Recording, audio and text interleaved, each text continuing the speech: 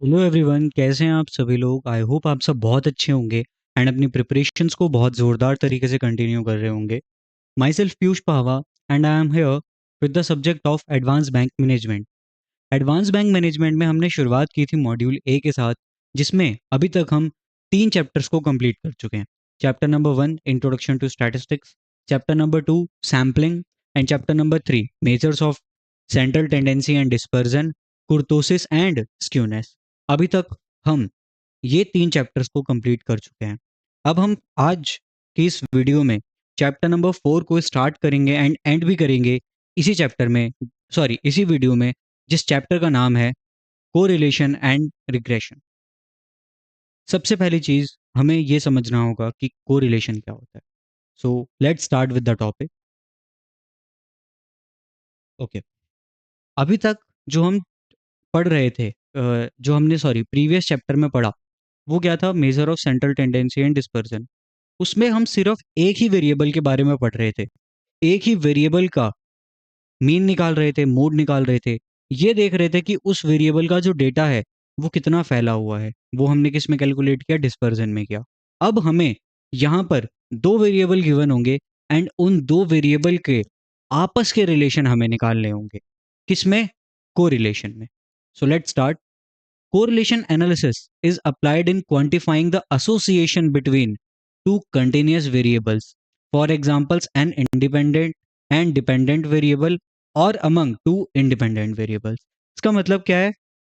Correlation analysis आपका quantification करता है एसोसिएशन बिटवीन टू वेरिएबल्स का, जिसमें से एक डिपेंडेंट हो सकता है और दूसरा इंडिपेंडेंट हो सकता है, या फिर दोनों इंडिपेंडेंट भी हो सकते हैं।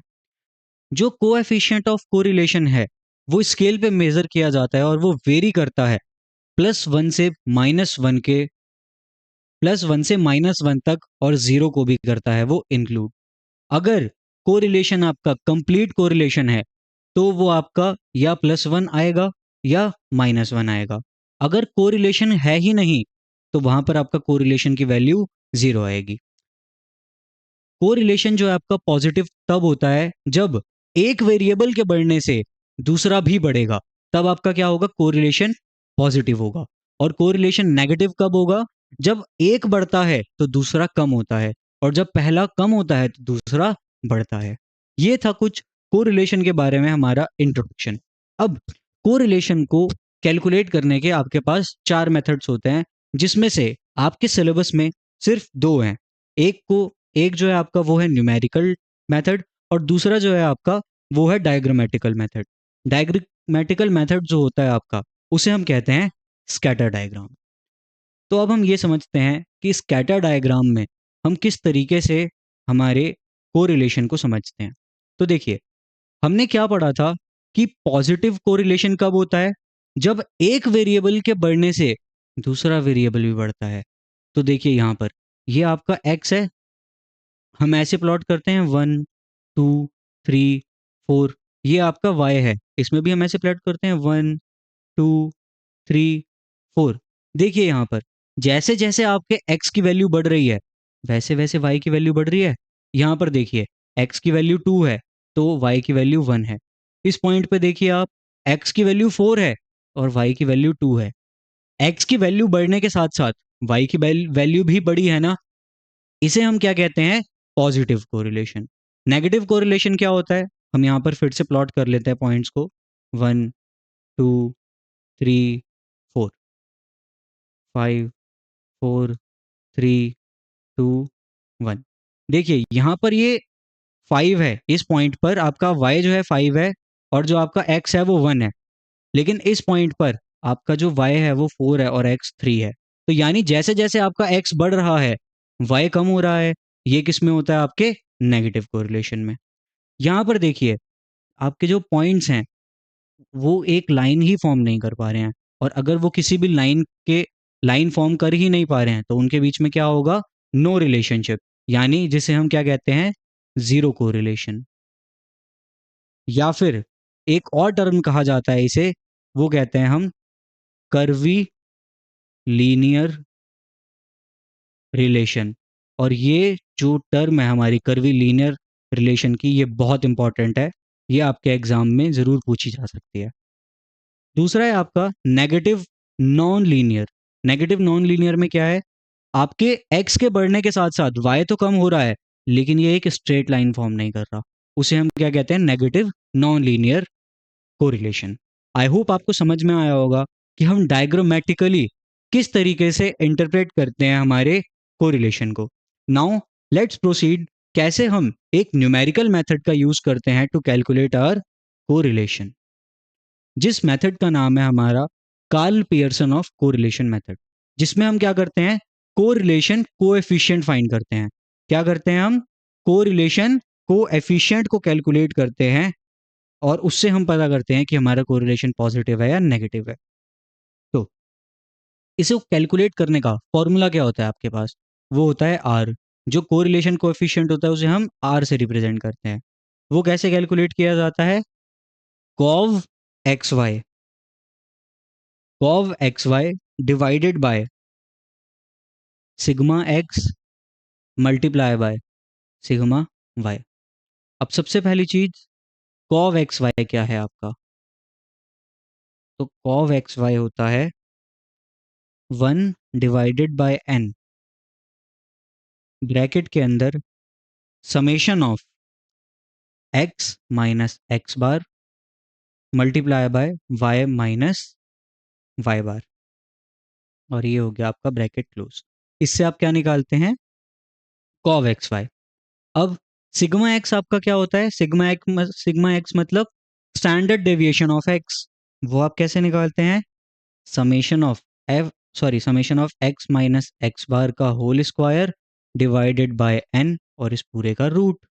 और सिग्मा वाई कैसे निकालेंगे आप, यानी स्टैंडर्ड डिवीजन ऑफ वाई कैसे निकालेंगे आप, summation of y minus Y bar का whole square divided by n का रूट।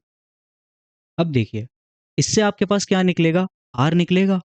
आर को हम इंटरप्रेट कैसे करते हैं, अगर आपका आर ग्रेटर देन 0 है तो ये आपका होता है पॉजिटिव कोरिलेशन। अगर आपका आर लेस देन 0 है तो ये होता है आपका नेगेटिव कोरिलेशन। अगर आपका r इज इक्वल्स टू 0 है तो ये होता है आपका नो कोरिलेशन। आई होप आपको समझ में आया होगा कि किस तरीके से हम r को कैलकुलेट करते हैं, एंड इसका फॉर्मूले की इंटरप्रिटेशन समझ आई होगी। r को कैलकुलेट करने का हमारे पास एक और फॉर्मूला होता है, मैं आपको वो भी बता देता हूँ, and then we will jump to an example जिसके थ्रू हम पूरी प्रोसेस को समझेंगे। r को जो कैलकुलेट करने का दूसरा मेथड होता है वो होता है न्यूमरेटर में n multiply by summation of X Y minus summation of X multiply by summation of Y divided by square root of n multiply by summation of X square minus summation of X का whole square. इसे आप करेंगे bracket में बंद, multiply by n n multiply by summation of Y square minus summation Y का whole square, और इसका भी आप ब्रैकेट करेंगे बंद। ये होता है आपका दूसरा मेथड क्या कैलकुलेट करने का, correlation. Now let's take an example to calculate the coefficient of correlation. So जो हमारे पास एग्जांपल है उसमें हमारे पास दो वेरिएबल्स हैं, x और y। ठीक है, हमारे पास जो x है वो है लेट्स सपोज 1 2 3 4 और 5। जो हमारे पास y है वो है लेट्स सपोज 3 2 4 5 और 1। ठीक है, अब सबसे पहले हमें, अगर दोनों फार्मूलाज में हम ध्यान दें, स्पेशली हम पहले वाले फार्मूला से निकालना सीखते हैं, तो यहाँ पर हमें कॉव एक्स वाई कैलकुलेट करना है। क्या कैलकुलेट करना है, कॉव एक्स वाई। तो कॉव एक्स वाई कैसे कैलकुलेट होगा, 1/n ब्रैकेट के अंदर summation of x minus x bar multiply by Y minus Y bar. तो हमें एक्स माइनस एक्स बार के लिए सबसे पहले एक्स बार को कैलकुलेट करना होगा, तो हम सबसे पहले कैलकुलेट करते हैं हमारे एक्स बार को। एक्स बार यानी मीन, वो कैसे कैलकुलेट होता है? Summation of X divided by N से। समेशन ऑफ एक्स आपका क्या है? 1 + 2 + 3 + 4 + 5, जो कि होता है 15, और एन है आपके पास 5, तो ये आ गया आपके पास 3। उसके बाद समय वो वाई बार कैलकुलेट करेंगे हम। वाई बार कैसे कैलकुलेट होगा? Summation of Y divided by N से। वो कितना होगा आपके पास? 3 + 2 + 4 + 5 + 1, तो वो भी आपके पास आ गया कितना? 15 divided by 5 is equals to 3। अब यहाँ पर हम कैलकुलेट करेंगे x माइनस एक्स बार को और y माइनस वाई बार को। तो 1 - 3 कितना होता है? -2। 2 - 3 कितना होता है? -1। 3 - 3 कितना होता है? 0। 4 - 1 कितना हो, सॉरी 4 - 3 होता है 1, और 5 - 3 होता है आपके पास 2। उसके बाद 3 - 3 कितना होता है आपके पास? 0। 2 - 3 होता है -1। 4 - 3 होता है 1। 5 - 3 होता है आपके पास 2, और 1 - 2 होता है, सॉरी 1 - 3 होता है आपके पास माइनस का 2। अब आपको इन दोनों कॉलम्स को करना है multiply in order to get summation of x minus x bar multiply by Y minus Y bar. तो वो आप कैसे कैलकुलेट करेंगे? इन दोनों कॉलम्स को मल्टीप्लाई करके। 0 - 2 कितना होगा? 0। -1 मल्टीप्लाई बाय -1 कितना होगा? 1। 0 मल्टीप्लाई बाय 1 होगा 0। 1 × 2 होगा आपके पास कितना? 2। और 2 × -2 आपके पास कितना होगा? माइनस का 4। और इसका समेशन आपके पास बन जाएगा -1। क्यों? क्योंकि 1 + 2 होता है 3। 3 - 4 कितना हो जाएगा? -1। अब देखिए, जो आपके पास सबसे पहली जो टास्क था वो आप निकाल चुके हैं। उसके बाद आपको क्या निकालना होता है? उसके बाद आपको फॉर्मूला में निकालना है, सॉरी यहाँ पे हम पेन सेलेक्ट नहीं करा था। हाँ, उसके बाद फॉर्मूला में आपके पास स्टैंडर्ड डेविएशन ऑफ एक्स और स्टैंडर्ड डेविएशन ऑफ वाई। वो कैसे निकलता है? एक्स माइनस एक्स बार का होल स्क्वायर करके और उस पूरे का समेशन करके। तो यहाँ पर हमने एक्स माइनस एक्स बार को तो कैलकुलेट किया है, अब हम उसका यहाँ पे होल स्क्वायर आगे कैलकुलेट कर लेते हैं। एक्स माइनस एक्स बार का होल स्क्वायर, ताकि हम standard deviation of x calculate करें, और वाई माइनस वाई बार का होल स्क्वायर, ताकि हम standard deviation of Y calculate कर सकें। तो -2 का स्क्वायर कितना होगा? -2 मल्टीप्लाई बाय -2 होता है 4। -1 का कितना होगा? -1 × -1 होता है 1। 0 का तो 0 ही होगा। 1 × 1 1 होता है, और 2 × 2 कितना होता है आपके पास? 4। तो ये आपके पास आ गया कितना? 10। अब 0 × 0 कितना होगा? 0। -1 × -1 होगा 1। 1 × 1 भी होगा 1। 2 × 2 होता है 4, और -2 × -2 भी होता है आपके पास 4। ये आ गया आपके पास 10। अब देखिए, सबसे पहले आप कैलकुलेट क्या करेंगे? सबसे पहले आप कैलकुलेट करेंगे स्टैंडर्ड डेविएशन ऑफ एक्स। वो कैसे कैलकुलेट होगा? Summation of x minus x bar का whole square divided by n का रूट। तो ये कितना हो जाएगा आपके पास?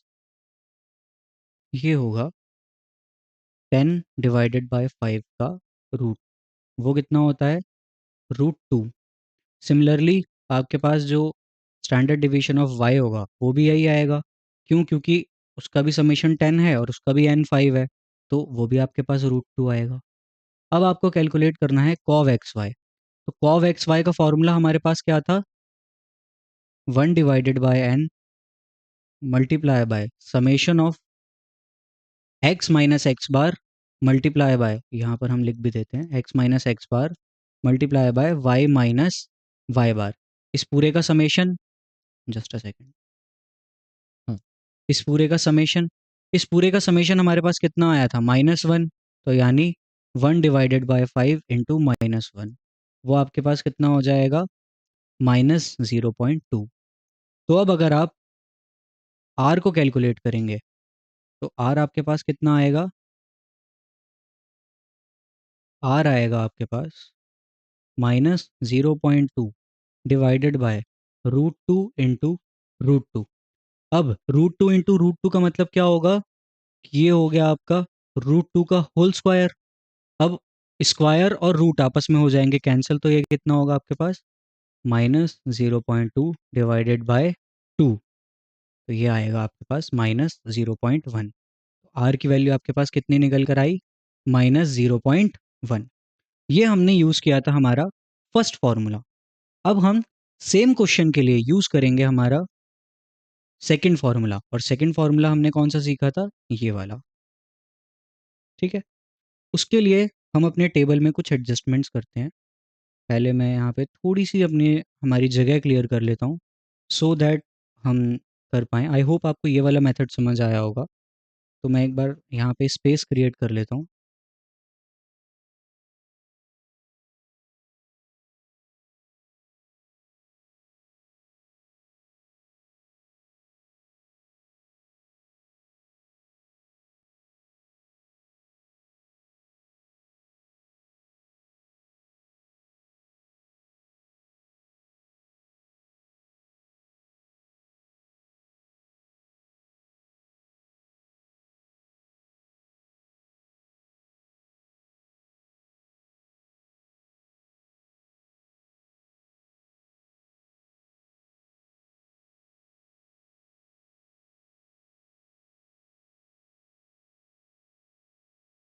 ओके, तो डेटा हमारे पास जो है वो सेम रहेगा।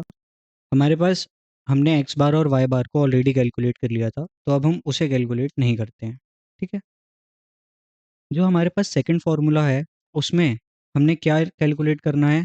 हमें बहुत सारी अलग अलग चीज़ें कैलकुलेट करनी है। सबसे पहले देखिए, हम यहाँ पर समेशन ऑफ एक्स को लिख लेते हैं जो कि हमारे पास 15 था, और समेशन ऑफ वाई भी हमारे पास 15 था, उसे लिख के रख लेते हैं। उसके बाद हमारे पास न्यूमरेटर में अगर आप यहाँ पर देखेंगे तो हमें यहाँ पर कैलकुलेट करना है एक्स वाई का प्रोडक्ट का समेशन। तो हम यहाँ पर मल्टीप्लाई कर लेते हैं एक्स वाई को आपस में। Just a second. X Y, तो 3 × 1 होता है आपके पास 3, 2 × 2 होता है आपके पास 4, आई एम सॉरी, 3 × 4 होता है आपके पास 12, 4 × 5 होता है 20, और 5 × 1 होता है 5। इस पूरे को भी आप ऐड कर लेंगे तो वो आपके पास कितना आएगा? 3 + 4, 3 + 4 + 12 + 20 + 5, तो वो आपको देगा 44। उसके बाद आपको क्या कैलकुलेट करना है? उसके बाद आपको कैलकुलेट करना है समेशन एक्स स्क्वायर को। क्यों? क्योंकि डिनोमिनेटर में अगर आप देखेंगे फॉर्मूला के, तो वहाँ पर आपके एक्स स्क्वायर की नीड है। तो आप एक्स स्क्वायर को कैलकुलेट करेंगे। 1 का स्क्वायर कितना होता है? 1। 2 का स्क्वायर कितना होता है? 4। 3 का स्क्वायर यानी 3 × 3 होता है 9। 4 का स्क्वायर 4 × 4 होता है 16। 5 का स्क्वायर यानी 5 × 5 होता है 25। इस पूरे को आप ऐड करेंगे तो कितना आएगा आपके पास? 1 + 4 + 9 + 16 + 25, ये आपको देगा 55। उसके बाद है आपका वाई स्क्वायर। वो कैसे निकलेगा? 3 × 3 9, 2 × 2 4, 4 × 4 16, 5 × 5 25, और 1 × 1 1। इस पूरे को भी अगर आप ऐड करेंगे तो वो आपको देगा 55। अब आपको क्या करना है? यहाँ पर फॉर्मूला यूज़ करना है आर का। वो फॉर्मूला हमारे पास क्या था? वो फॉर्मूला था एन, उसके बाद मल्टीप्लाई करेंगे हम उसे समेशन ऑफ एक्स वाई से, minus summation of X multiply by summation of Y, whole divided by square root of N multiply by summation of X square minus summation of X का whole square. इसे हम कर देंगे bracket में close, multiply by N and summation of Y square minus summation of Y का whole square, और इसका भी हम कर देंगे ब्रैकेट क्लोज। अब इसमें अगर हम वैल्यूज पुट करेंगे, एन तो आपका 5 है, समेशन ऑफ एक्स वाई कितना है? वो है 44, तो 5 × 44 माइनस समेशन ऑफ एक्स है आपका 15, समेशन ऑफ वाई भी है आपका 15, तो ये आपकी एक वैल्यू बन गई into 15। Divided by square root of n।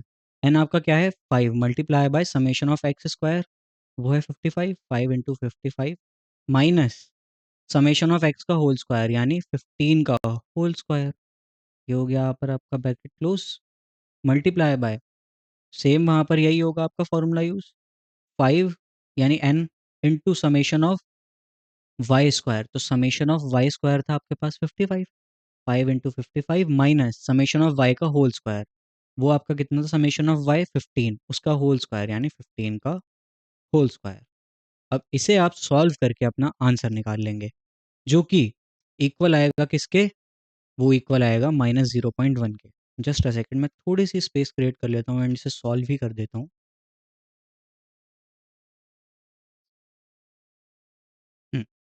तो 5 इंटू 44 होता है आपके पास कितना 220 माइनस 15 इंटू 15 आपके पास कितना होता है, वो होता है 225 डिवाइडेड बाय 5 इंटू 55 कितना होता है, वो होता है 275, 275 माइनस 15 इंटू 15 कितना होता है 225 मल्टीप्लाई बाय सेम यही एक्सप्रेशन यहाँ आएगा क्योंकि वैल्यूज सेम है और इस पूरे का रूट। अब देखिए ऊपर तो आपको देगा -5 और नीचे आपको देगा क्या 50 इंटू 50 का स्क्वायर रूट। अब देखिए 50 इंटू 50 क्या होगा आपके पास, आप कैलकुलेटर पे जाइए, लीजिए 50 multiply by 50 is equals to का बटन दबाइए, फिर इसका आपको स्क्वायर रूट लेना है तो आप रूट का बटन दबाइए, वो आपको देगा 50। तो ये आपके पास वैल्यू कितनी आ गई, ये वैल्यू आ गई आपके पास -5 डिवाइडेड बाय 50 और ये किसके इक्वल है -0.1 के, और वही वैल्यू हमने यहाँ पर निकाली थी। तो इससे हमें क्या पता चला कि दोनों फॉर्मूला का यूज करके हमारे पास वैल्यू सेम आएगी। अब देखिए जो आपका सेकंड फॉर्मूला है कैलकुलेट करने के अकॉर्डिंग वो ज़्यादा इजी है। आई रिपीट, कैलकुलेशन के अकॉर्डिंग वो ज़्यादा इजी है, उसमें आपको बहुत सारी चीज़ें कैलकुलेट नहीं करनी पड़ेंगी। बट कभी कभार क्या होता है क्वेश्चन आपके जो एग्ज़ाम है, एग्ज़ाम में आपको डायरेक्टली क्वेश्चन में इसकी वैल्यू दे देंगे कि summation of x minus x bar multiply by Y minus Y bar का, तब आपको कोव एक्स वाला फॉर्मूला यूज़ करना है। अदरवाइज आपको अगर सिंपल डेटा गिवन है तो आप डायरेक्टली यही वाला फॉर्मूला यूज़ कर सकते हैं। आई होप आपको समझ में आया होगा कि कोरिलेशन का मीनिंग क्या है, कोरिलेशन को हम कैसे डायग्रामेटिकली समझते हैं एंड किस तरीके से हम उसका कोएफिशिएंट न्यूमेरिकली कैलकुलेट करते हैं और उसकी इंटरप्रिटेशन क्या है। Now let's move on to the second part of this chapter जो कि है आपका रिग्रेशन। अब देखिए कोरिलेशन में हमने ये समझा कि हमारे पास जो दो वेरिएबल्स हैं उनका आपस में रिलेशन क्या है। अब हमें ये समझना है कि रिग्रेशन में दो वेरिएबल्स जो हमारे पास हैं उसमें से एक है डिपेंडेंट, दूसरा है इंडिपेंडेंट। आई रिपीट, एक है डिपेंडेंट और दूसरा है इंडिपेंडेंट। अगर जो हमारे पास दोनों वेरिएबल्स की वैल्यूज दी गई हैं उसके अलावा अगर हम इंडिपेंडेंट वेरिएबल की कोई एक और वैल्यू लेते हैं, उसके अलावा अगर हम इंडिपेंडेंट वेरिएबल की एक और वैल्यू कोई लेते हैं तो डिपेंडेंट वेरिएबल की क्या वैल्यू आ सकती है, ये हम किससे कैलकुलेट करते हैं, रिग्रेशन से। अब वही चीज हमें यहाँ पर समझनी है। So let me select the pen. Okay, regression analysis refers to assessing the relationship between the outcome variable and one more variable। जो आपका आउटकम वेरिएबल है उसे हम डिपेंडेंट और रिस्पॉन्स वेरिएबल भी कहते हैं, और जो आपका दूसरा वेरिएबल है उसे हम इंडिपेंडेंट वेरिएबल कहते हैं। वही चीज यहाँ पर की गई है कि हम इंडिपेंडेंट वेरिएबल की अगर कोई वैल्यू लेते हैं तो जो ये रिलेशनशिप स्टैब्लिश किया था इसको समझ के हमें ये निकालना है कि जो डिपेंडेंट वेरिएबल है उसकी वैल्यू क्या आएगी। वो हम कैसे कैलकुलेट करते हैं, एक्स और वाई का यूज करके। जनरली जो हमारा डिपेंडेंट वेरिएबल होता है वो है वाई और इंडिपेंडेंट वेरिएबल है एक्स।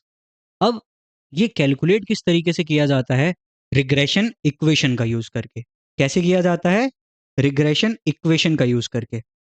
अब रिग्रेशन इक्वेशन क्या होती है आपकी, y is equals to A plus B X. अब देखिए यहाँ पर मैंने आपको क्या लिखा है, y is equals to A plus B X, यही चीज मैं आपको अभी बता रहा था कि अगर हम x की कोई वैल्यू लेंगे, x तो यहाँ पर इंडिपेंडेंट है, x की अगर हम कोई वैल्यू लेंगे तो उसी के अकॉर्डिंग हमारा y कैलकुलेट होगा, उसी के अकॉर्डिंग हमारा y कैलकुलेट होगा। तो यानी y डिपेंडेंट हो गया, y एक आउटकम हो गया x पे डिपेंड करने वाला। यही चीज अभी हम पढ़ रहे थे। अब हमें ये समझना है कि ये जो a और b है इस इक्वेशन में, वो किस तरीके से कैलकुलेट होगा। तो सबसे पहले हम b का कैलकुलेशन सीखते हैं। जो b है हमारा, वो कैलकुलेट होता है cov xy divided by sigma x के स्क्वायर से। b कैसे कैलकुलेट होता है, cov xy divided by sigma x के स्क्वायर से। और जो आपका a है, a कैलकुलेट करते हैं हम y bar minus b multiply by x बार से।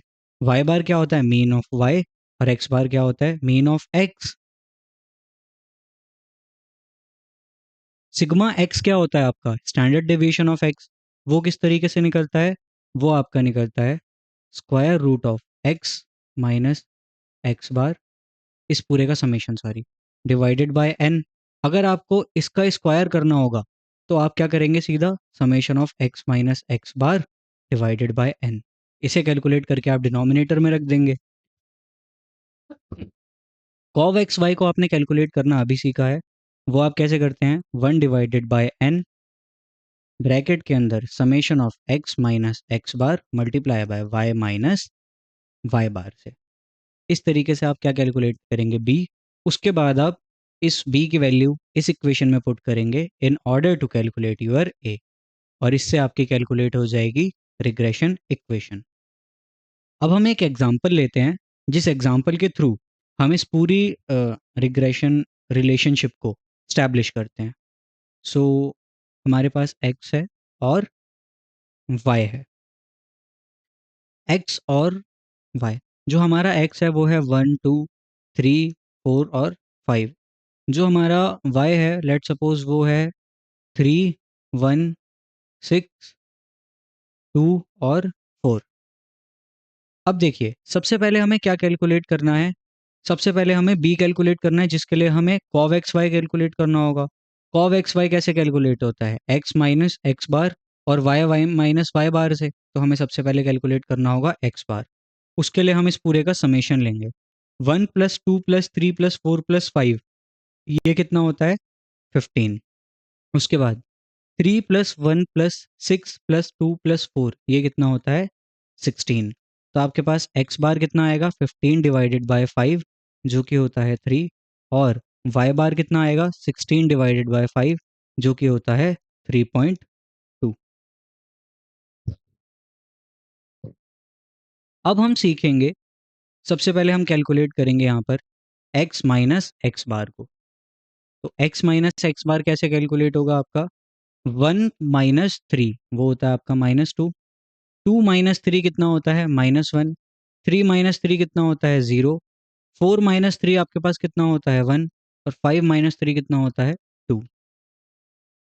उसके बाद y माइनस वाई बार, वो किस तरीके से कैलकुलेट होगा, 3 माइनस 3.2, तो वो कितना आएगा माइनस का 0.2, 1 माइनस 3.2 वो होगा आपका माइनस का 2.2, 6 माइनस 3.2 2.8, 2 माइनस 3.2 वो होगा -1.2, और 4 माइनस 3.2 होगा आपका 0.8।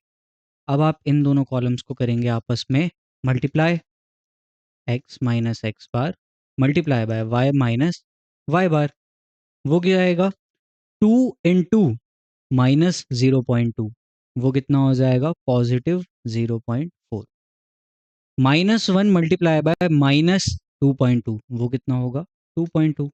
0 इंटू समथिंग तो 0 ही होता है, 1 इंटू -1.2 ये कितना होगा आपके पास माइनस का 1.2, 2 इंटू 0.8 ये कितना हो जाएगा 0.16। अब इस पूरे को अगर आप ऐड करेंगे तो आपके पास कितना आएगा 0.4 प्लस 2.2 प्लस 0 माइनस 1.2 प्लस 0.16, तो ये आपको देगा 1.56। उसके बाद इस तरीके से तो आपका cov x निकल जाएगा बहुत इजीली। अब उसके बाद आपको नीचे क्या निकालना था, डिनोमिनेटर में आपको निकालना था सिग्मा एक्स का होल स्क्वायर। तो उसके लिए आप क्या करेंगे, summation of x minus x bar करेंगे। तो summation of x minus x bar, तो आप इस पूरे को कर दीजिए ऐड। वो कितना आ रहा है, वो आ रहा है आपका 0। अब देखिए, जस्ट अ सेकेंड। ओके, तो अब हम यहाँ पर सबसे पहले कैलकुलेट करेंगे क्या, कॉव एक्स वाई को। कॉव एक्स वाई कैसे कैलकुलेट होता है, summation of x minus x bar, summation of x minus x bar multiply by Y minus Y bar divided by N. ये आपके पास कितना आ रहा है, 1.56, एन है आपके पास 5, तो इससे आपके पास क्या निकल कर आएगा, cov x y 0.312। Sigma x का होल स्क्वायर कैसे निकलेगा, summation of x minus x bar divided by n, sorry summation of x minus x bar का होल स्क्वायर। यस, हम यहाँ पर ये यूज़ करेंगे। तो हमने यहाँ पर अभी एक्स माइनस एक्स बार का होल स्क्वायर निकाला ही नहीं है। एक्स माइनस एक्स बार कैसे होएगा, एक्स माइनस एक्स बार का होल स्क्वायर, तो -2 का होल स्क्वायर कितना होगा, -2 इंटू -2 वो होता है 4, -1 इंटू -1 वो होता है 1, 0 इंटू 0 तो 0 ही होगा, 1 इंटू 1 होगा 1, 2 इंटू 2 होगा आपके पास 4, तो ये आपको देगा 10। तो यानी समेशन एक्स माइनस एक्स बार आपके पास कितना आया है, 10 डिवाइडेड बाय एन, वो कितना था 5, तो ये आपको वैल्यू देगा 2। तो बी की वैल्यू आपके पास कितनी आ गई, बी की वैल्यू आ गई आपके पास 0.312 डिवाइडेड बाय 2, जो कि आपको आंसर देगा 0.5156। अब हमने बी तो निकाल लिया, अब हमें क्या निकालना है, ए कैसे निकलता है, वाई बार माइनस बी इंटू एक्स बार। वाई बार की वैल्यू क्या थी हमारे पास, आई गेस 3.2 थी। यस, वाई बार की हमारे पास वैल्यू है,